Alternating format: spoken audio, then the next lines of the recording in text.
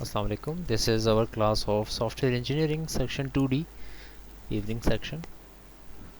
First session of our software engineering class today. We will have two consecutive classes of software engineering. The next one is from 6 p.m. to 7:30. Students join कर लें फिर start करते हैं.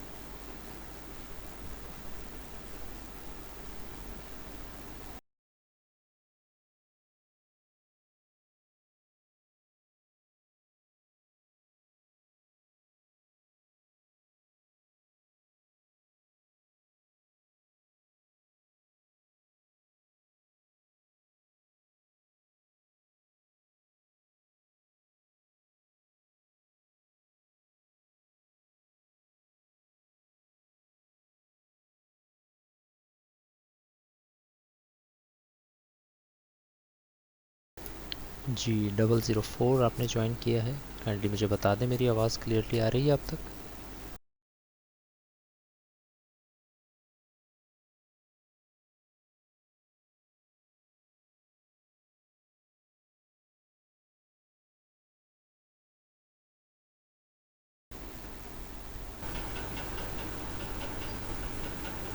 जी अस्सलाम वालेकुम. आवाज़ clear अगर आ रही है तो मैसेज कर दें मुझे. अभी तक मैसेज रिसीव नहीं हुआ किसी का.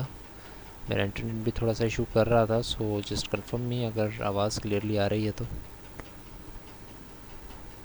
Still waiting for the confirmation.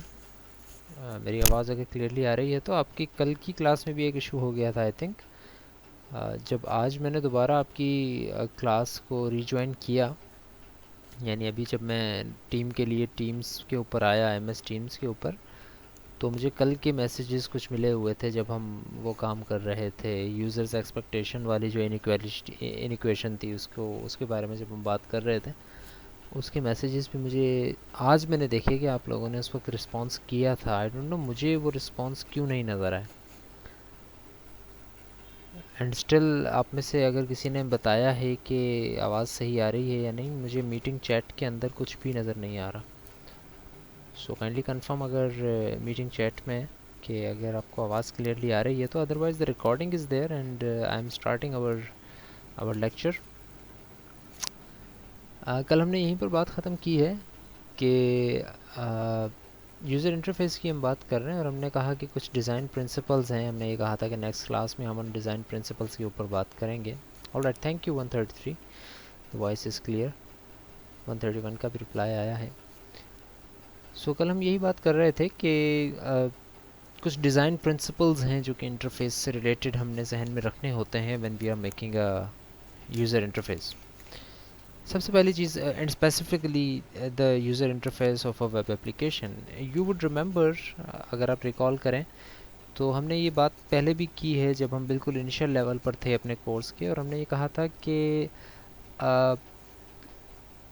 Web application की डेवलपमेंट थोड़ी सी मुख्तलिफ होती है from any other application, even if that be an Android application और अ विंडोज़ एप्लीकेशन सॉफ्टवेयर. हमने ये कहा था कि वेब एप्लीकेशन थोड़ा सा डिफरेंट और कॉम्प्लेक्स होती है उसकी development when compare to any other type of software. चाहे वो कोई AI सॉफ्टवेयर हो, चाहे वो कोई विंडोज़ बेस्ड सॉफ्टवेयर हो, चाहे वो कोई सिस्टम सॉफ्टवेयर हो या एप्लीकेशन सॉफ्टवेयर हो. और उसकी वजह हमने ये कही थी, वैसे तो बेतहाशा वजूहात हैं इसकी, बट मेन वजह हमने इसकी ये कही थी कि बिकॉज़ वेब एप्लीकेशन इंटरनेट के ऊपर रिलाई करती है, विच मीन्स कि it is an international level thing. It's not just design for a specific people, specific group of people, right. So similarly जब आप एक वेब एप्लीकेशन, या जिसको आप वेबसाइट कह लें सिंपली, उसको जब आप डिज़ाइन करते हैं तो उसके लिए इंटरफेस के भी कुछ डिज़ाइन प्रिंसिपल्स थोड़े से मुख्तलिफ हैं from any simple native application. 004 का मैसेज है कि अच्छा क्विज़ से रिलेटेड है. क्विज़ ओपन नहीं हुआ है. मैंने आपको ईमेल भी की थी. आप अब आ गए हैं ना टीम में. पहले आप टीम में थे या नहीं थे? 004 दानियाल आई थिंक नाम है आपका. काफ़ी इंटरेक्टिव रही थी मेरी बात इनसे, आपके CR से, जब क्विज़ हो रहा था. आप जब टीम में नहीं थे, मैंने एक दूसरे दानियाल को 20F004 को ऐड कर दिया था, फिर आई थिंक मैंने आपको ऐड किया, तो आपका नाम अब आ रहा है टीम के अंदर, पहले नहीं था अब आ रहा है, इज़ दैट राइट? एंड आपका क्विज़ क्यों नहीं हुआ था? आई थिंक मैंने तो क्विज़ बढ़ा दिया था, टाइमिंग भी बढ़ा दी थी, 15 मिनट ऊपर दे दिए थे मैंने आपकी वजह से, बिकॉज मुझे 7:55 के ऊपर फिर सीआर का मैसेज आया था कि मैंने गलत 004 को ऐड किया है and 004 from 20S should be added. तो मैंने जब आपको ऐड किया उस वक्त मैंने टाइम देखा, इट वाज अराउंड 7:55 और 8 PM पे हमारा क्विज़ ख़त्म हो रहा था, जिसको फिर चेंज करके मैंने ये किया कि आपको 15 मिनट्स का एडिशनल टाइम आई थिंक दिया था, या बल्कि नहीं, मैंने ये कहा था कि आप लेट भी जमा करवा सकते हैं। सो आई विल सी कि किसने कितना कोई किस किस वक्त क्विज़ जमा करवाया है, और लेट की सिर्फ आपको इजाज़त थी 004, बट आपने लेट भी जमा नहीं करवाया। So what was the case? अगर ये केस पूरा लिख करके क्या हुआ था आप मुझे ईमेल कर दें तो मैं इसको ज़रा और गौर से देख सकूँगा, otherwise I would never know कि आपने क्यों क्विज़ अटैम्प्ट नहीं किया, बिकॉज इन माई ओपिनियन आपको मैंने टीम में ऐड किया था right 5 minutes before our quiz was suppose to end, but आपको मैंने लेट की फिर इजाज़त दे दी थी कि आप बेशक लेट क्विज़ जमा करवा सकते हैं। सो मुझे ईमेल में काइंडली लिख के बता दें कि मसला क्या था, अदरवाइज़ इसका कोई अगर अल्टरनेटिव होगा तो वो मैं आपको दे दूँगा। ऑल तो हमारे पास इतने ज़्यादा वीक्स नहीं बचे हैं अब, but still. So interface design principles की बात पर आते हैं दोबारा। Anticipation, a web application should be designed so that it anticipates the user's next move, कि यूज़र नेक्स्ट मूव क्या करने वाला है उसको एंटिसिपेट करना चाहिए वेब एप्लीकेशन को। Web application because it is connected to an internet, so it should have a wide variety of features. अगर आपको मैं इसको कंपेयर करवाऊँ एक नेटिव एप्लीकेशन से, तो फ़र्क एक ये आ जाता है जब आप नेटिव एप्लीकेशन और वेब एप्लीकेशन की बात करते हैं, कि नेटिव एप्लीकेशन यानी कि जो एप्लीकेशन आप इंस्टॉल करते हैं अपने डिवाइस के ऊपर, जो कि आपके डिवाइस के ऊपर ही रहती है and that does not need internet for its running, उसमें ऑब्वियसली सारी की सारा डेटा, सारे के सारे फीचर्स आपको ऑन द डिवाइस रखने पड़ते हैं। But when we are talking about a web application और अ वेबसाइट, उसके अंदर चूँकि वो आपकी वेबसाइट जो है वो आपके डिवाइस पर इंस्टॉल नहीं होती है, सो इट्स नॉट नेसेसरी कि उसके हर एक फ़ीचर को आपके कंप्यूटर में सेव किया जाए और इतनी सारी जगह ली जाए आपकी डिवाइस की। तो उसमें क्या किया जाता है, उसमें आप ज़्यादा से ज़्यादा फ़ीचर्स भी आप उसमें ले सकते हैं, आप उस अपने मुख्तलिफ़ फ़ीचर्स, एडिशनल फ़ीचर्स उस वेबसाइट के अंदर दे सकते हैं, बिकॉज़ वो डेटा यूज़र की डिवाइस पर सेव नहीं हो रहा। ठीक है, it is a very revolutionary type of thing. ज़रा इसकी बात ज़रा डिटेल में समझ लें, बिकॉज़ वेब एप्लीकेशन का वर्ड अब काफ़ी ज़्यादा आपको सुनने को मिलेगा। पहले हमारी आई थिंक इस पे बात हुई है, पता नहीं हुई है, बट मुख्तलिफ़ कोर्सेज़ में इस चीज़ का मैं अवेयरनेस दे रहा होता हूँ कि web application is a different thing, it's a new technology and it's now almost gripping the whole world, the whole technological world. So ज़रा गौर कीजिएगा इस पूरे फिनोमिनन पे, that let's suppose there is a mobile phone की मैं example लूँगा, क्योंकि मोबाइल फ़ोन ज़्यादा आप लोग यूज़ भी करते हैं, उसकी इंस्टॉलेशन वगैरह भी आप लोगों को ज़्यादा आती होगी होपफुली।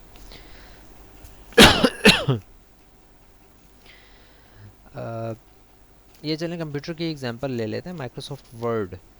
आप लोगों ने माइक्रोसॉफ्ट वर्ड चलाया होगा सब ने, उसके ऊपर आप टाइप करते हैं एक डॉक्यूमेंट को और सेव कर देते हैं।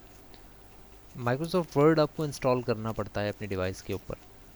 जब आप उसको डिवाइस पे इंस्टॉल कर लेते हैं तो ऑब्वियसली वो डिवाइस की मेमोरी का कुछ चंक अपने पास रखता है, ऑब्वियसली, क्योंकि जब वो डिवाइस के ऊपर इंस्टॉल हो रहा है तो इसका मतलब यही है कि वो डिवाइस के अंदर फैल रहा है, उसके तमाम फीचर्स आपकी डिवाइस के अंदर आ जाते हैं। तो आप तकरीबन let suppose 2 GB, 3 GB, 4 GB की जगह जो है वो आपका एक माइक्रोसॉफ्ट वर्ड ले रहा है। ऑफिस वगैरह की फ़िलहाल मैं बात नहीं कर रहा, पूरा एक छोटे सी एग्जांपल ले रहा हूँ माइक्रोसॉफ्ट वर्ड की।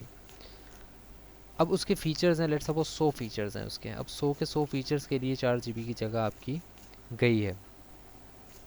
Let's consider that Microsoft Word needs to update, और उसमें अब और फीचर्स माइक्रोसॉफ्ट वर्ड देना चाह रहा है। लेट्स सपोज अब वो 200 फीचर्स देना चाह रहा है आपको, अपडेट कर रहे हैं। पहले 100 फीचर्स थे, अब 200 की तरफ जाना चाह रहे हैं। सो जब 200 फीचर्स की तरफ जाना चाह रहे हैं तो ऑब्वियसली फिर अब अगर 2 GB आपकी जगह जा रही है तो फिर 4 GB जाएगी, अगर 4 जा रही थी तो 8 GB जाएगी, यानी कि जगह तो बढ़ जाएगी ना, चाहे वो 1 GB बढ़े या 2 GB बढ़े। यानी कि अब माइक्रोसॉफ्ट वर्ड हैवी हो जाएगा, विच मीन्स कि जितनी ज़्यादा चीज़ें, जितने ज़्यादा फीचर्स हम यूज़र को देना शुरू हो जाएं, उतना ही ज़्यादा यूज़र के पास भी कैपेबिलिटी होनी चाहिए ताकि वो अपनी डिवाइस में उन फीचर्स को, उस अपडेटेड सॉफ्टवेयर को रख सके। यहाँ पर अल्टरनेटिव अब आ गया है वेब एप्लीकेशन का। और वेब एप्लीकेशन ये कहती है कि you do not need to install a software on your computer in order to use it. आपके पास सिर्फ एक ब्राउज़र होना चाहिए और आप उस पर हमारी वेब एप्लीकेशन चलाएं। और अगर आप लोगों ने चलाई हो माइक्रोसॉफ्ट वर्ड की वेब एप्लीकेशन, जो कि ऑफिस 365 के ऊपर आपको मिलती है, यानी कि कहने का मतलब सिंपली यही है कि आप वर्ड को ऑनलाइन भी तो चला सकते हैं ना। आपने देखा होगा कि कुछ डॉक्यूमेंट ऑनलाइन वर्ड के ऊपर खुल जाते हैं, आप उसको वहीं पर एडिट करते हैं, वहीं पर आप उसको ड्राइव पे सेव कर देते हैं। इसी तरह आप गूगल ड्राइव की अगर एग्जांपल लेते हैं तो आपने गूगल डॉक्स, गूगल शीट्स, ये सारी चीज़ें देखी होंगी। यानी कि चीज़ तकरीबन वही है, गूगल शीट्स, एक्सेल है, वर्ड है, बट अब वो एडिटिंग वगैरह आप ब्राउज़र के अंदर कर रहे हैं रादर दैन कि आप वो चीज़ इंस्टॉल करें। And let me tell you कि माइक्रोसॉफ्ट वर्ड में जितने फीचर्स हैं उससे ज़्यादा फीचर्स गूगल डॉक्यूमेंट्स के अंदर, गूगल शीट्स के अंदर एग्जिस्ट करते हैं। In my opinion it's a very very user friendly thing.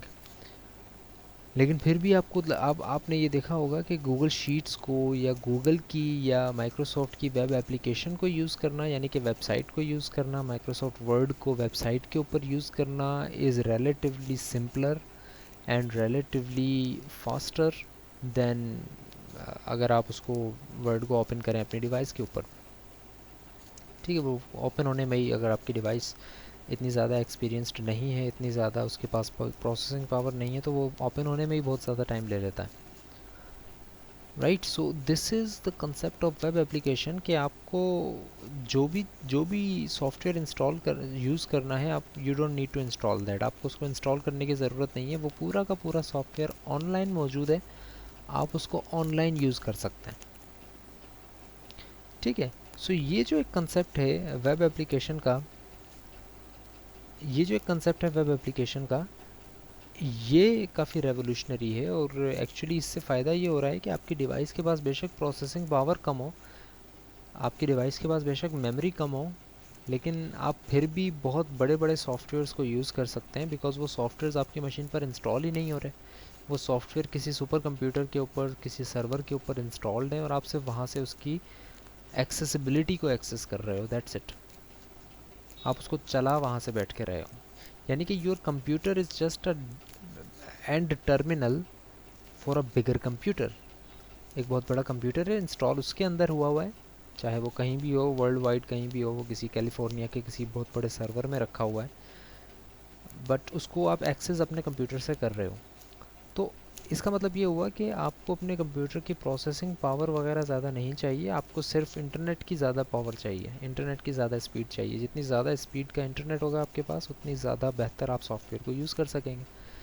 चाहे वो सॉफ्टवेयर कितना, ऐसे भी सॉफ्टवेयर्स हम यूज़ करते हैं अपने मशीन पे बैठ के, जो सॉफ्टवेयर अगर हम इंस्टॉल करने लगें तो वो हम इंस्टॉल करके यूज़ नहीं कर पाएंगे, हमारी मशीन उसको अकोमोडेट नहीं कर पाएगी, राइट। तो ये कंसेप्ट है वेब एप्लीकेशन का कि भाई आप जो सॉफ्टवेयर्स इंस्टॉल करके यूज़ कर रहे थे वही आपको ऑनलाइन एज इट इज़ मिल जाएंगे, और वो इंस्टॉल कहीं भी हुए हुए हों, आप उसको अपनी मशीन पर बिल्कुल ऐसे ही यूज़ कर सकते हैं जैसे वो आपकी मशीन पर इंस्टॉल्ड है, without having to be occupying your memory और your RAM, right. So that is actually a concept of web application.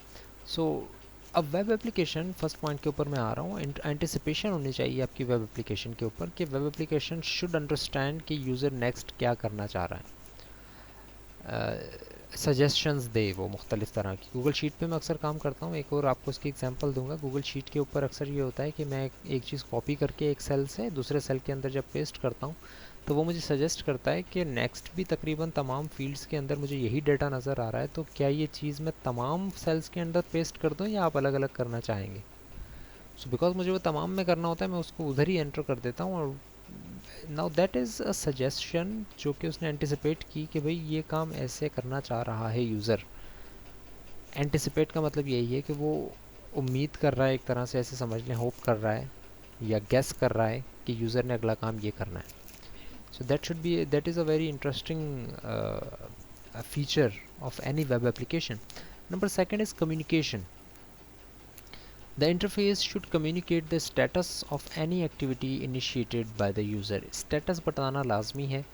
अगर कोई एक्टिविटी स्टार्ट हुई है, कोई प्रोसेस स्टार्ट हुआ है तो बताएं कि ये प्रोसेस स्टार्ट हो चुका है, उसको होने में कुछ टाइम लग रहा है तो उस टाइम ड्यूरेशन को बताएं, परसेंटेज को बताएं, वो सारी चीज़ें बताएं जो कि यूज़र को ये फ़ील करवाएं कि एक्चुअली जो काम हो रहा है वो आपकी नज़रों के सामने हो रहा है, किसी बैक एंड पर नहीं हो रहा, किसी इस तरह नहीं हो रहा कि आपको पता ही ना हो कि वो काम एक्चुअली हो भी रहा है या नहीं हो रहा। कभी कभी ऐसा भी देखा होगा आपने कि आप चीज़ पर क्लिक करते हैं और आपको पता नहीं होता कि एक्चुअली क्लिक हुआ है या नहीं हुआ। आप 5-6 दफ़ा और करते हैं और पता लगता है कि हर दफ़ा क्लिक हो रहा था और उसके 6-6 अलग आउटपुट आ रही हैं। 6 दफ़ा कॉपी पेस्ट हो गया, 6 दफ़ा कॉपी हो गया, इस तरह की चीज़ें।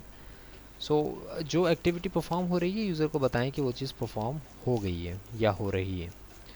कंसिस्टेंसी बार बार आपको नज़र आएगी हर तरह की एप्लीकेशन में, ये चीज़ एक बहुत इंपॉर्टेंट रोल प्ले करती है कि the use of navigation controls, menus, icons and aesthetics should be consistent. जहाँ जो बटन है, जहाँ जो कलर्स यूज़ हो रहे हैं, जहाँ जो आइकॉन्स यूज़ हो रहे हैं, those should be consistent. Icons या कलर्स या कंट्रोल्स या मेन्यूज़, ये चीज़ें चेंज ना हो हर अपडेट के साथ या हर दूसरे दिन ये चीज़ें चेंज ना हो रही हों। Controlled autonomy. The interface should facilitate user movement throughout the web, but it should do so in a manner that enforces navigation conventions that have been established for the application. Autonomy का मतलब ये है कि अगर आप किसी certain page के ऊपर आए हैं वेब एप्लीकेशन के ऊपर, तो वेब एप्लीकेशन को ये बताना चाहिए कि आप अभी किस पेज पर हैं और किस जगह से आप वहाँ पर पहुँचे हैं।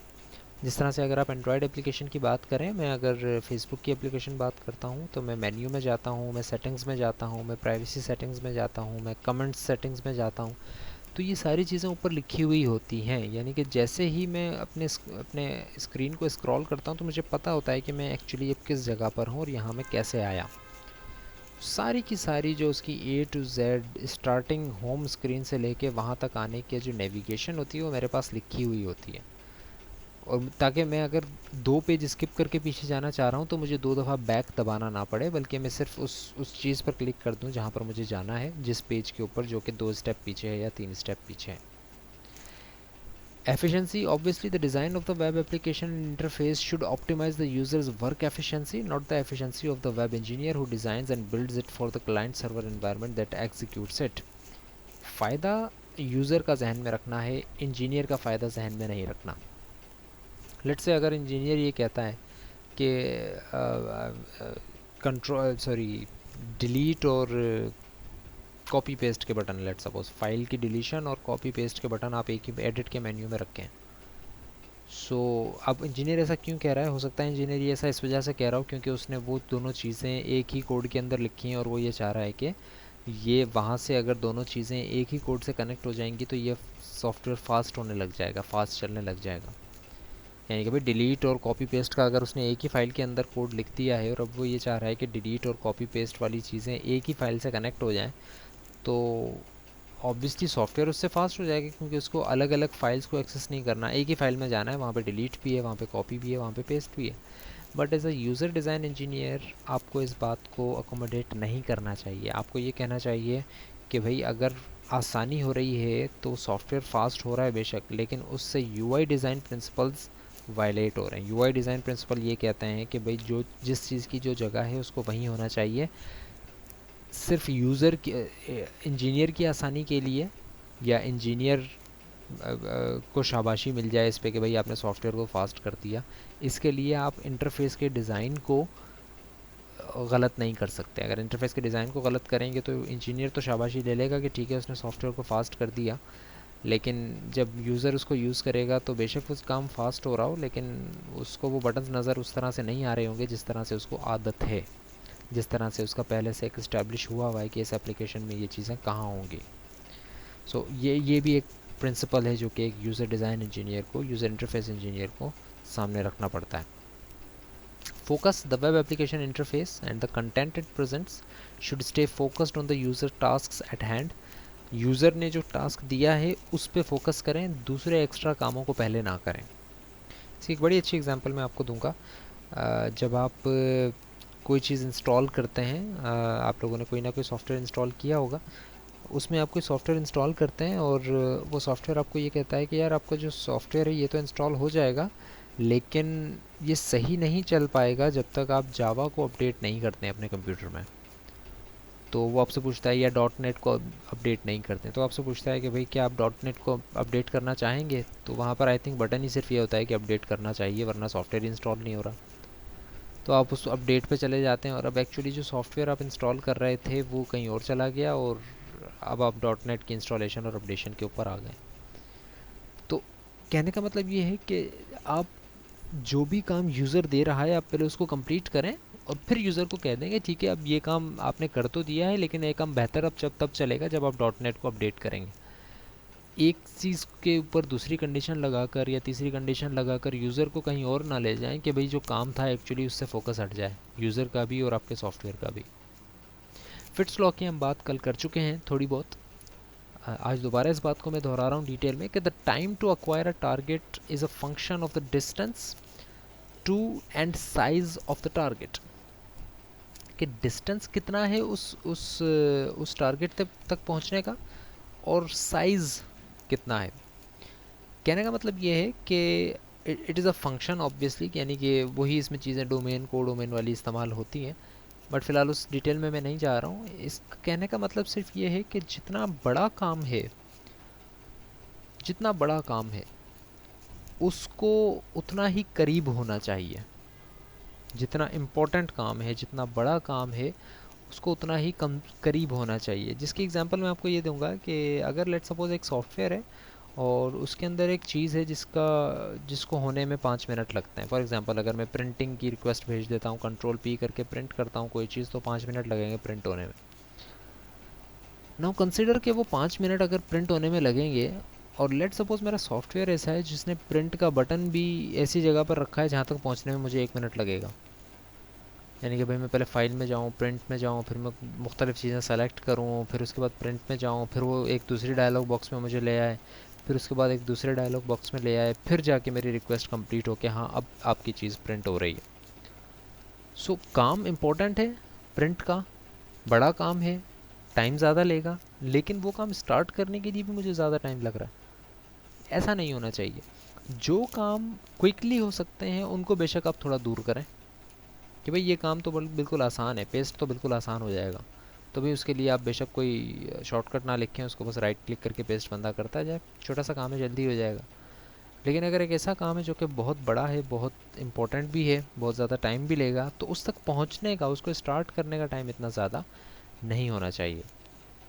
HI objects, human interface objects इसको हम कहते हैं। A vast library of reusable human interface object has been developed for web application. Web application के लिए वास्ट एक पूरी बहुत बड़ी लाइब्रेरी हर तरह की एग्जिस्ट करती है, क्योंकि वेब एप्लीकेशन पूरी दुनिया चलाती है और पूरी दुनिया ने कोई ना कोई रूल्स बना लिए हैं कि एक सर्टन वेब एप्लीकेशन कैसी होगी। तो वो चीज़ें रीयूजेबल आपको मिलती हैं, जिसकी एग्जांपल मैं बारहा आपकी तकरीबन हर तरह की टॉपिक के अंदर लेता रहता हूँ। द लॉगिन पेज, कि भाई लॉगिन का जो पेज होता है वो आपको नज़र आता है कि हर एक वेबसाइट का एक ही तरह का होता है यूजुअली, थोड़ी चीज़ें चेंज होती हैं बस, उसके अलावा तकरीबन सारी चीज़ें एक ही होती हैं। तो वो आपको रीयूज़ेबिलिटी के लिए बनी बनाई भी मिल जाती हैं चीज़ें। अगर वो यूज़ करनी चाहिए या नहीं करनी चाहिए वो एक अलग डिबेट है, जो कि हम पहले भी थोड़ी बहुत कर चुके हैं कि भाई करनी चाहिए या नहीं करनी चाहिए। सो मेरा आपसे क्वेश्चन है, काइंडली आप मुझे बताएं कि हमारी जो डिबेट हुई थी, अगर आपको याद है तो बताएं कि जो इस तरह के कंपोनेंट्स मिल जाते हैं हमें बने बनाए, क्या उनको रीयूज़ करना चाहिए या नहीं करना चाहिए।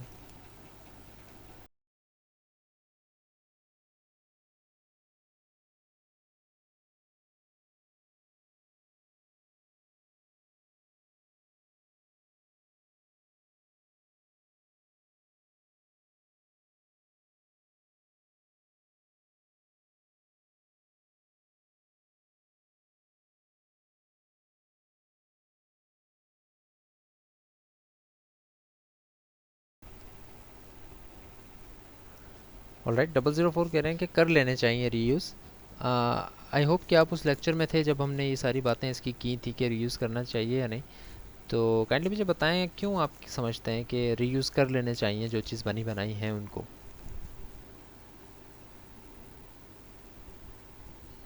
ऑलराइट, 004 कह रहे हैं कि फिर आसानी से काम हो जाएगा। बाकी क्लास को भी ज़रा मैं दोबारा इंट्रैक्शन में लेता हूँ और मुझे बताएं कि आप लोगों को क्या लगता है, क्या सबको यही लगता है कि ठीक है रीयूज़ कर लेना चाहिए and because of that reason specific जो कि 004 ने बताया है, what other people are thinking. आप आपस में अगर आर्ग्यू करेंगे तो that would be very very good. मैं भी देखता रहूँगा आपके क्या आर्ग्यूमेंट्स हो रहे हैं, या बेशक मुझे बता दें कि आप क्या कहते हैं, अगर ऐसा ही होना चाहिए, अगर ऐसा नहीं होना चाहिए तो क्यों नहीं होना चाहिए।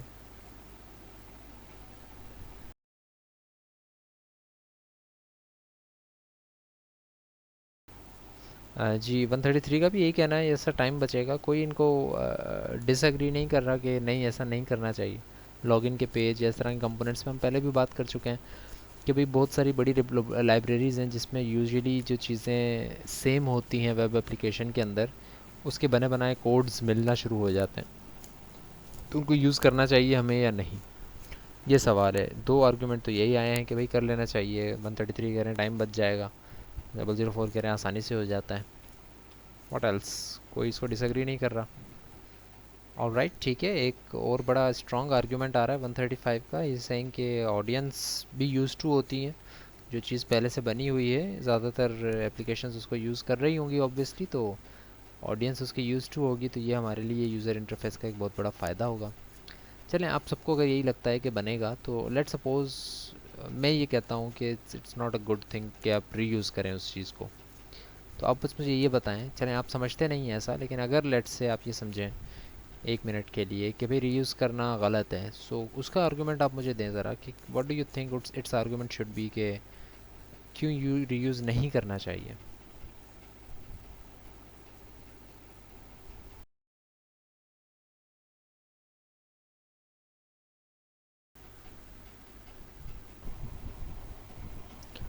जी 004 का एक आर्गूमेंट है, दे आर सेइंग कि शायद कुछ न्यू इंटरफेस बनाना चाहिए जिसकी इस्तेमाल करना उससे भी इजी हो। अच्छा, अच्छा देखें, अगर कोई नया इंटरफेस इस तरह का नया हो जो कि उसको इस्तेमाल करना इजी हो, तो आई थिंक बाकी वेबसाइट्स भी उसको अडॉप्ट करना शुरू हो जाएंगी। And again the question will be the same कि रीयूज़ फिर उसको करना चाहिए बाकी वेबसाइट्स को नहीं, या नहीं। सो अगर उनको ये रीयूज़ कर लेना चाहिए तो उसके तो फ़ायदे आपने दो तीन गिनवा दिए मुझे। लेट्स से कि मैं ये आर्ग्यू करता हूँ, मैं आपको वजह नहीं बता रहा हूँ, आपने गेस करना है एक तरह से कि what should be the reason behind that argument, कि अगर मैं ये कहूँ कि आपको रीयूज़ नहीं करना चाहिए उन कंपोनेंट्स को, so what do you think उसके पीछे कोई एक आर्ग्यूमेंट दें कि अच्छा ये वजह हो सकती है, आप शायद ये सोच रहे हो जिस वजह से आप कह रहे हैं कि भाई रीयूज़ नहीं करना चाहिए।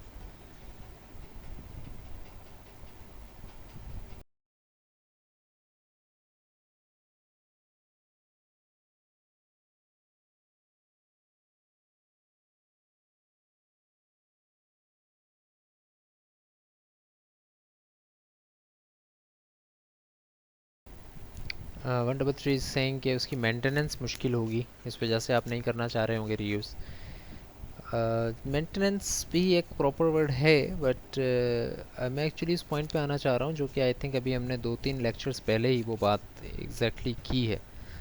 सो अगर आप चाहें तो बेशक उस स्लाइड्स को अगर एक्सेस करके आप देखें और उसमें ढूंढें, आपको नज़र आएगा वो स्पेसिफिक वर्ड, वो स्पेसिफिक आर्गूमेंट जिसकी बेस पे हम कह रहे थे कि भाई ये नुकसान है, या कोई भी एक स्पेसिफिक नुकसान कि भाई ये नुकसान है अगर आप किसी कोड को, किसी बने बनाए कंपोनेंट को रीयूज़ करते हैं तो। So look for that, find that, या सोचें, आपके जहन में आ जाएगी उसकी वजह क्या है, और ज़रा वो शेयर करें मुझसे लिख के।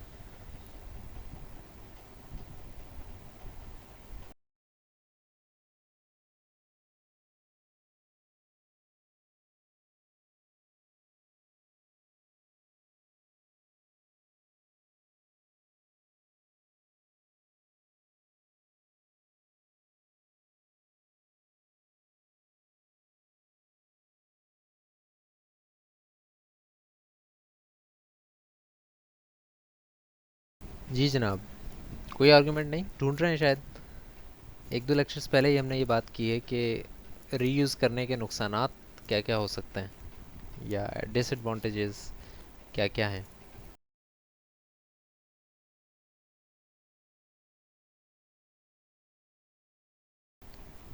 बट एक्चुअली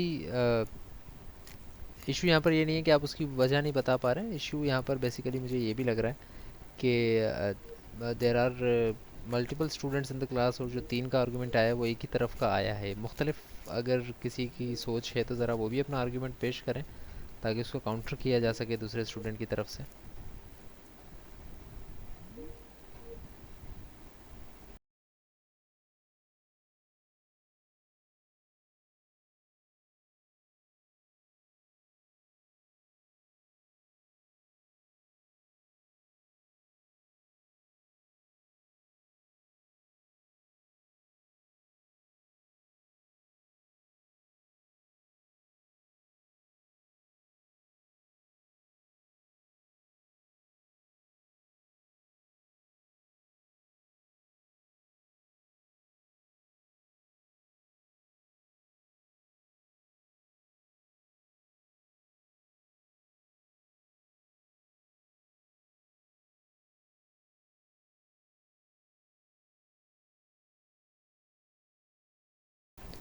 जी, इंटरनेट का इशू हुआ है कोई। I am trying to reconnect, hopefully जल्दी रिकनेक्ट हो जाऊँ मैं। जी, कोई दूसरा आर्गुमेंट नहीं आया है अभी तक कि what why do you think कि रीयूज़ होना चाहिए या नहीं। या मैंने आपको काफ़ी हद तक गाइड भी किया है। मैं कह रहा हूँ कि 1-2 लेक्चर्स पहले ही हमने ये बात की है काफ़ी डिटेल के अंदर। उसकी पूरी स्लाइड्स भी थी। सो एनीवेज़ मैं उसी बात को कंटिन्यू कर रहा हूँ। मैं ये कह रहा हूँ कि एक्चुअली जब आपको इस तरह की रीयूज़ वाली चीज़ें मौजूद हो ना, ह्यूमन इंटरफेस ऑब्जेक्ट्स जिसको यहाँ पर कहा जा रहा है कि आपको यूजेबल चीज़ें अवेलेबल हैं जिसको आप रीयूज़ कर सकते हैं, तो उसके कुछ कुछ नुकसानात हो जाते हैं। जिनमें एक नुकसान ये होता है कि वो आपके जो जो चीज़ें आपको यूजुअली मिलती हैं इंटरनेट के ऊपर, ऐसा लाजमी नहीं है कि वो कंपैटिबल भी हों आपके एक्चुअल सॉफ्टवेयर के साथ। तो उसमें ये इशू आ जाता है कि वो कंपैटिबल करते करते करते करते आपके सॉफ्टवेयर की या तो शक्ल चेंज हो जाती है, या आप उसको इतना चेंज कर देते हैं जो कि आपके दूसरी तरह के किसी रूल्स को वायलेट करना शुरू हो जाता है। चाहे वो आपके डिज़ाइन प्रिंसिपल्स हों, चाहे वो आपके मुख्तलिफ़ तरह के और प्रिंसिपल्स हों, वो उनको फिर वायलेट करना स्टार्ट हो जाता है। तो ये एक सबसे बड़ी वजह यही है जिसकी वजह से रीयूज़ को अच्छा नहीं समझा जाता। उसके अलावा भी बहुत सारी वजूहत थी, हम अलग अलग डिस्कस कर चुके हैं उनको। Next thing is latency reduction. एक ये भी डिज़ाइन प्रिंसिपल है। इसमें कहा यह जा रहा है कि the web app should use multitasking in a way that lets the user proceed with work as if the operation has been completed. Multitasking होनी चाहिए। यूज़र ने अगर एक एक्टिविटी परफॉर्म करना स्टार्ट कर दी है, उसमें कुछ काम टाइम लग रहा है, तो allow the user to do something else while that activity is being processed. यानी यूज़र को ऐसे लगे कि ठीक है वो काम हो चुका है, बैक एंड पे बेशक वो काम होता रहे। जिसको आप ये देखें कि वेब एप्लीकेशन में अगर लेट सपोज़ आपको ये कहा जाए, आप कहते हैं इंस्टाग्राम पे जाएं आप या फेसबुक पर जाएं और आप कहें कि मैंने अपना फ़ोन नंबर वहाँ पर चेंज कर दिया। अब लेट सपोज़ वो फ़ोन नंबर इंस्टाग्राम के एक्चुअल सर्वर पर चेंज होने के लिए उसको 5 मिनट दरकार हो, वो 5 मिनट ले, लेकिन क्या वो आपको ये कहे कि भाई 5 मिनट तक आप कहीं नहीं जाएँ, आपका नंबर अपडेट हो रहा है? बल्कि नहीं, वो ये क्या करता है, वो आपको ये बताता है कि भाई काम हो चुका है, जबकि एक्चुअली वो काम 5 मिनट बाद होता है। बस उसके बताने का मकसद ये होता है कि काम हो चुका है, ताकि आप ये ना समझें कि अब आपकी कोई मदद दरकार है उस काम को करने में। वो उसका मतलब सिर्फ ये होता है कि भाई काम हो चुका है, विच मीन्स कि अब आपको कुछ करने की ज़रूरत नहीं है, 5 मिनट बाद ऑलरेडी ये चीज़ हो जाएगी। जो कि आपको यूजुअली नज़र भी आता है ये नोटिफिकेशन, जब भी आपको इस तरह की चीज़ अपडेट करते हैं उस पर लिखा हुआ होता है कि भाई अपडेट हो चुकी है। बट आपको ये चीज़ हर जगह पर अभी फ़िलहाल विजिबल नहीं होगी। हो सकता है मुख्तलिफ़ डिवाइसेस पे थोड़ा टाइम लगे इस चीज़ को विजिबल होने में। सो ये वो चीज़ें हैं जिसकी बेस के ऊपर आप ये कहते हो कि वेब एप्लीकेशन में हमें कुछ एक्स्ट्रा फीचर्स रखने पड़ते हैं। तो ये भी एक डिज़ाइन प्रिंसिपल है। यूज़र को आपने ये दिखाना है कि अगर एक चीज़ कंप्लीट हो रही है तो वो ऐसे यूज़र को शो करें कि वो चीज़ एक्चुअली जैसे कंप्लीट हो चुकी हो। लर्नेबिलिटी, a web app interface should be designed to minimize learning time and once learned to minimize remaining required with the required time when the web app is revisited. Web application का UI इस तरह का होना चाहिए जो user देखते ही आसानी से समझ सके, या अगर उसको थोड़ा टाइम लग रहा है समझने में कि एक दफ़ा उसने सीख ली है, तो नेक्स्ट टाइम जब वो आए तो उसको आसानी से वो इस्तेमाल कर सके। ऐसा ना हो कि भाई आपने उसको बना दिया, उसको फर्स्ट टाइम अच्छी तरह उसने टाइम लगाकर आपकी यूज़र इंटरफेस को लर्न भी कर लिया, उसको समझ भी आ गई कौन सी चीज़ क्या है कैसे है, लेकिन फिर भी जब वो नेक्स्ट टाइम आता है तो उसको सारी चीज़ें भूली हुई हों। आपने इतनी अजीब सी उसकी जो है वो हार्ड टू रिमेंबर यूआई बनाई हो। सो लर्नेबिलिटी का कंसेप्ट भी एक डिज़ाइन प्रिंसिपल के अंदर आता है, which should always be followed whenever you are making an interface. Work product integrity को बरकरार रखना है। A work product it is a form completed by the user. A user specified list must be automatically saved so that it will not be lost if any error occurs. इस error से आप लोग ज़्यादा मानूस होंगे और आपको पता होगा कि एक बहुत लंबा चौड़ा फॉर्म आ जाता है आपके सामने, चाहे आप कोई एप्लीकेशन जमा करवा रहे हों, चाहे आप कोई कोर्सेज़ को रजिस्टर कर रहे हों। एक लंबा चौड़ा फॉर्म होता है, उसमें लिखा होता है भाई आपका रोल नंबर क्या है, आपका NIC नंबर क्या है, आपका नाम क्या है। उसके बाद फिर आप चीज़ों को सेलेक्ट करना स्टार्ट करते हैं। तो वेब एप्लीकेशन के लिए लाजमी है कि जो चीज़ फिल कर दी गई है वो एक तरह से सेव कर लें अपने कैश के अंदर, ताकि नेक्स्ट टाइम अगर कोई एरर अकर हो जाता है या कई जगहों पर टाइम आउट हो जाता है कि भाई आपने टाइम देर किया अपने फॉर्म सबमिट करवाने में, तो इस वजह से अभी पेज रिफ़्रेश हो गया, अब दोबारा से ये सारी चीज़ें फिल आउट करें। तो ऐसे केसेस के अंदर हम ये चाहते हैं कि चीज़ जब रिफ़्रेश हो तो जितना काम कर दिया गया था वो काम एक तरह से सेव हो जाए, ताकि यूज़र जब नेक्स्ट टाइम उसको विज़िट करे या किसी एरर की वजह से उसको अगर उसको रिविज़िट करना पड़ जाता है तो उसको वो इतनी मुश्किल ना हो उसको याद रखने में। Readability, all information presented through the interface should be readable by young and old. Colour combination, font का साइज़, ये सारी चीज़ें ऐसी होनी चाहिए जो कि यूज़र आसानी से उसको याद रख सके। Track state, when appropriate, the state of the user interaction should be tracked and stored so that a user can log off and return later to pick up where she left off. जहाँ पर एक user ने अपनी processing को छोड़ा है, next time जब वो लॉगिन करे तो वहीं से उसकी प्रोसेसिंग स्टार्ट होनी चाहिए, जो कि आप देखते हैं most of the web application यही करती हैं। एक बड़ी अच्छी एग्जांपल इसकी यूट्यूब की है। ये चाहे आप लॉगिन हो या ना हो, अगर आप एक डिवाइस से कोई वीडियो देख रहे हैं और आपने कंप्यूटर भी शट डाउन कर दिया और नेक्स्ट टाइम जब आप उसी वीडियो के ऊपर जाते हैं तो that video starts from wherever you left off. ठीक है, हर तरह की चीज़ें इसी तरह अगर आप पावर पॉइंट पे कोई स्लाइड्स पढ़ रहे हैं, आपने बंद कर दिया, आपने कंप्यूटर भी बंद कर दिया, नेक्स्ट टाइम दोबारा आप वो फाइल खोलते हैं तो आपको कहता है कि लास्ट टाइम आप इस स्लाइड पर थे, आप ये स्टडी कर रहे थे, तो आप यहीं पर जंप कर जाएं। सिमिलरली वर्ड के अंदर भी इस तरह से होता है। सो स्टेट यूज़र की ट्रैक हमने करनी है कि यूज़र एक्चुअली क्या कर रहा था पहले। Visible navigation, a well-designed web application interface provides the illusion that users are in the same place with the work brought to them. Users को ये लगता है कि यूज़र को ये इल्यूजन दिया जाता है कि वो एक ही जगह पर हैं, एक ही पेज पर हैं, जबकि मुख्तलिफ़ तरह के काम उनको शो किए जा रहे हैं, जबकि एक्चुअली ऐसा नहीं होता। आपको पता है कि मुख्तलिफ़ फ़ीचर्स, मुख्तलिफ़ चीज़ें यूज़र्स की अलग अलग जगह से अलग अलग फ़ीचर अलग अलग जगह पर रखे हुए होते हैं और मुख्तलिफ़ तरह की फ़ाइल्स से कोड उठ के आता है और फिर उसको एग्जीक्यूट होना पड़ता है in order to do some feature. लेकिन यूज़र को ऐसा ही लगता है कि वो एक ही एप्लीकेशन के ऊपर है और वहीं से सारे के सारे काम जनरेट करता जा रहा है। सो विजिबली यूज़र को ऐसा लगे कि वो सारे काम एक ही जगह पर हो रहे हैं। इंटरफेस डिज़ाइन वर्कफ्लो की हम बात करते हैं। Review information content in the analysis model and refine as required. Analysis model की इन्फॉर्मेशन को देखें, ERD, DFDs, कौन सा प्रोसेस कहाँ होना चाहिए उसको देखें, उसको अकॉर्डिंगली उसको रिफाइन करें अपने इंटरफेस डिज़ाइन के अंदर। Develop a rough sketch of the web application interface layout, जिसको कल की क्लास में मैंने कहा था कि इट्स समथिंग लाइक के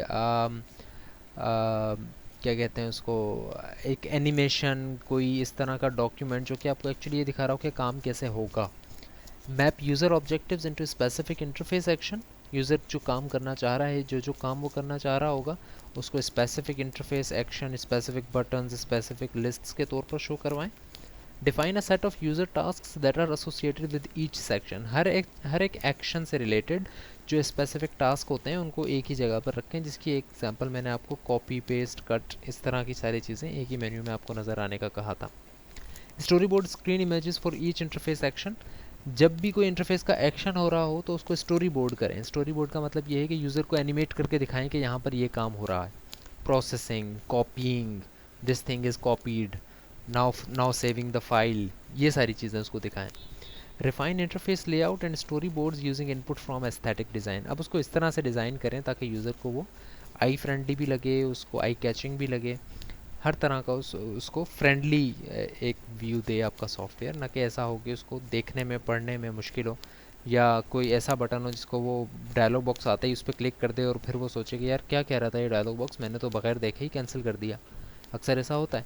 तो यूज़र की लर्नेबिलिटी गलत तरह भी इस्तेमाल हो सकती है। थोड़ा गैप लेते हैं, सॉफ्टवेयर इंजीनियरिंग की ही क्लास है हमारी नेक्स्ट भी अराउंड 6 PM। तो थोड़ा गैप लेके उसको ज्वाइन करते हैं। तब तक के लिए मैं इस क्लास को फिनिश कर रहा हूँ, हम एक दूसरी मीटिंग को ज्वाइन करेंगे। मैं इस मीटिंग को एंड कर रहा हूँ, हम दूसरी मीटिंग को ज्वाइन करेंगे इसी टीम के अंदर। And thank you very much, ending this specific lecture, and then we will rejoin after some break.